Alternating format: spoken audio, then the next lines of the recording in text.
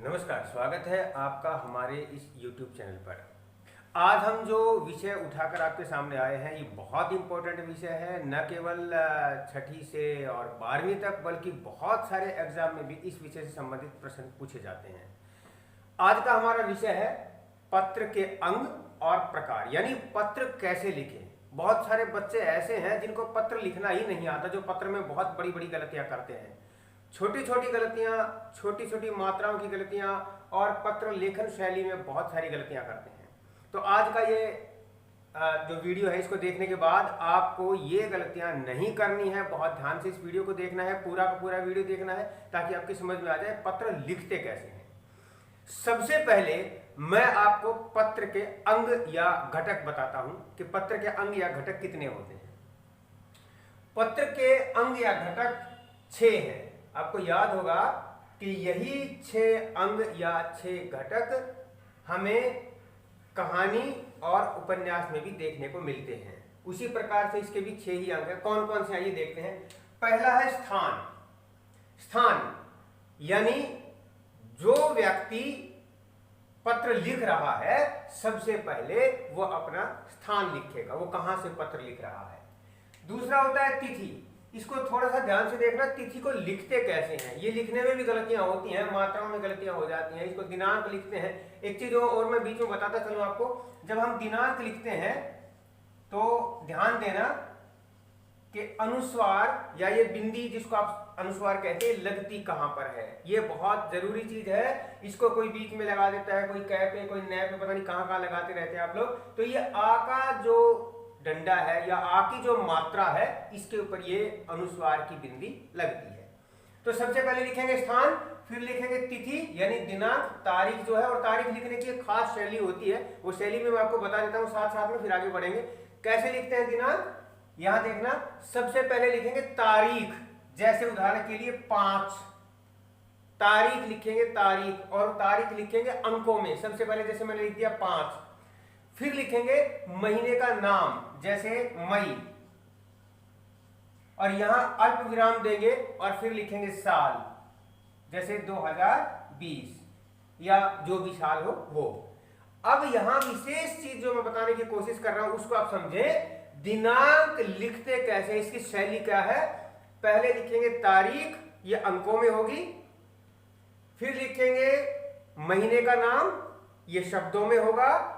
फिर अल्प विराम और फिर दिनांक। और याद रखना दिनांक के बाद कभी कोई चिन्ह नहीं लगाया जाता। बहुत सारे कोई पूर्ण विराम लगा देता है, कोई अल्प विराम, वैसा कोई चिन्ह नहीं लगता। सीधी सीधी ये तारीख ऐसे लिखी जाती है। इसको बहुत ध्यान से रटना, क्योंकि बहुत सारे लोग तारीख को ऐसे लिख देते हैं 5/4/2020। ये गलत पैटर्न है, गलत तरीका है, ऐसे नहीं लिखते तारीख कभी।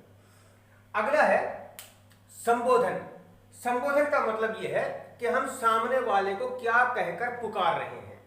जैसे कोई चाचा है, कोई चाची है, कोई मामा है, जो भी कुछ है, प्रिय है, महोदय है, आदरणीय है, प्राध्यापक, कुछ भी है, उसको हम पुकार दे क्या कह करें, इसी को संबोधन कहते हैं। जैसे आप प्रतिदिन घर में या गांव में या अपने साथियों के साथ संबोधन करते हैं, उनको संबोधित किस प्रकार के शब्दों से करते हैं, वही संबोधन होता है।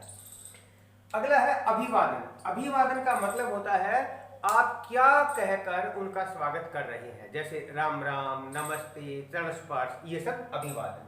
फिर होता है हमारा विषय, यानी किस विषय को लेकर आप पत्र लिख रहे हैं, ये विषय होता है हमारा। जैसे भाई घड़ी खो गई तो उसके बारे में पत्र लिखा, नई घड़ी मंगवानी हो, मतलब कोई भी विषय जो है वो यहाँ पर लिखा जाएगा। इसको मैं खुलकर बताऊंगा पूरा का पूरा पत्र लिखा कैसे जाता है, थोड़े से अंगों पर एक बार चर्चा करने के बाद में। अगला है अभिनिवेदन। अभिनिवेदन को समापन भी कह देते हैं, यानी अंत में आप क्या कहकर पत्र को समाप्त कर रहे हैं। जैसे आपका आज्ञाकारी शिष्य, आपका आज्ञाकारी बेटा, या जो भी आप कहना चाहें, तो वो यहाँ समापन की तरफ या अभिनिवेदन की तरफ आता है। तो इस तरह से हमारे पास पत्र के 6 घटक या अंग हो गए। पहला स्थान, फिर तिथि, फिर संबोधन, फिर अभिवादन, फिर विषय और फिर अभिनिवेदन, जिसको हम समापन भी कहते हैं। अब मैं छोटी सी दृष्टि आपको डलवाना चाहूंगा हमारे प्रकार, यानी पत्र कितने प्रकार के होते हैं। ये मुख्य रूप से पत्र जो है 2 ही प्रकार के हमारे पास होते हैं। एक को कहते हैं औपचारिक पत्र और एक को कहते हैं अनौपचारिक पत्र। औपचारिक पत्र कौन से होते हैं, पहले तो ये शब्द समझिए। बहुत सारे बच्चे ये शब्द ही नहीं समझ पाते कि औपचारिक का मतलब क्या है, अनौपचारिक का मतलब क्या है। पहले समझिए, औपचारिक का मतलब क्या है? यानी केवल बाहरी दिखावा, ये औपचारिकता होती है, औपचारिकता। और अनौपचारिक यानी अंतर्मन से जो हम करते हैं वो। तो औपचारिक पत्र कौन से होंगे? औपचारिक पत्र वो होंगे जो हम परिवार को छोड़कर किसी भी व्यक्ति के लिए करते हैं या लिखते हैं, चाहे वो किसी अधिकारी को लिखें, चाहे वो किसी संपादक को लिखें, या जिसको भी हमें लिखना है उसको हम लिखें, तो वो औपचारिक पत्र। चाहे स्कूल के प्राचार्य को लिखें, वो औपचारिक, क्योंकि हम औपचारिकता निभाते हैं उसमें। और अनौपचारिक पत्र या इसको पारिवारिक पत्र भी कह देते हैं। तो औपचारिक पत्र ये भी कई प्रकार के होते हैं, अनौपचारिक पत्र ये भी कई प्रकार के होते हैं। इन पत्रों में एक एक करके हमें ये पत्र समझने पड़ेंगे, औपचारिक कौन से होते हैं, अनौपचारिक कौन से होते हैं। तो इनके कितने कितने भेद हैं, ये मैं नाम जरूर बताऊंगा आप लोगों को, लेकिन ये समझाने की कोशिश नहीं करूंगा कि इनके भेद आप याद करें, क्योंकि सिंपल सी हमें ये पता होना चाहिए कि ये पत्र हमारा औपचारिक हो गया, ये अनौपचारिक हो गया। कौन कौन से पत्र औपचारिकता के अंतर्गत आएंगे और कौन कौन से अनौपचारिक पत्रों के अंतर्गत आएंगे, ये जानकारी हम अगले वीडियो में अभी लेंगे। तो अगला वीडियो भी जरूर देख लीजिएगा, इसको शेयर कर लीजिएगा, ताकि आप लोगों को जानकारी के साथ साथ दूसरे लोगों को भी इसकी जानकारी मिल सके। नमस्कार।